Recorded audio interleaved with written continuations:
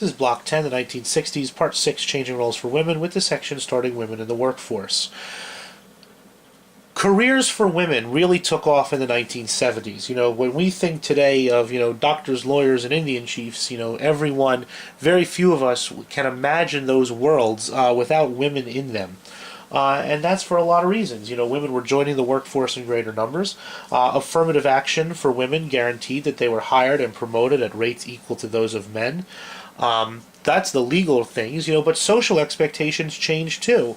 Now, as more and more women, got into the corporate world, and not just, not the work that women did in the 1920s and 30s, secretarial work or teaching work, but now women, were becoming, doctors and lawyers and engineers and corporate managers and corporate CEOs, very, very often. And just the presence of women made it more acceptable to have women in the workforce. It became a normal thing. They were more readily accepted in corporate America. Corporate America is out to make money. And if women make them money, they're going to become, valued and successful parts of the workforce. New rules and new social expectations about sexual harassment, meant that women could work, in an office without being treated as a sex object. Imagine being the first woman to work in, some accounting firm, and you're an attractive woman, and you have these 55, accountants leering at you all the time. It's not a particularly pleasant place to go to work in the morning.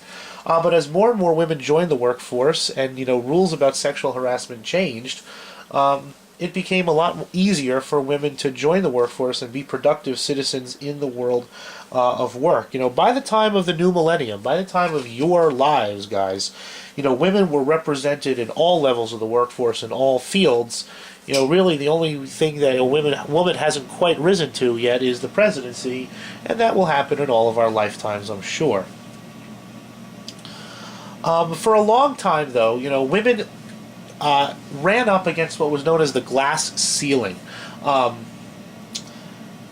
Women were getting lots of good jobs in corporate America, but they were not necessarily getting the tippy-toppest jobs in corporate America. That they were bumping up against what critics called a glass ceiling.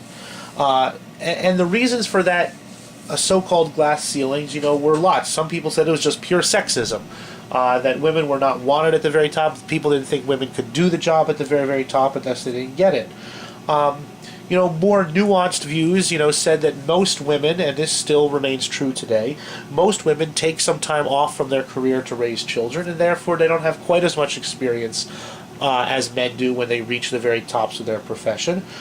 People said that, networking, at the very top in the old boys' clubs, gave men an advantage.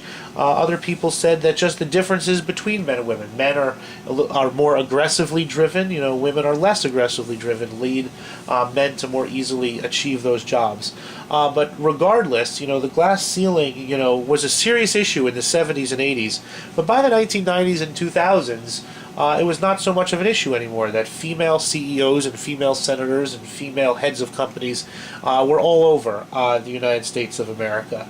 And it really is true that, women, ladies, you can be anything you want to be in the United States of America in the world of work, and nothing is really going to stop you.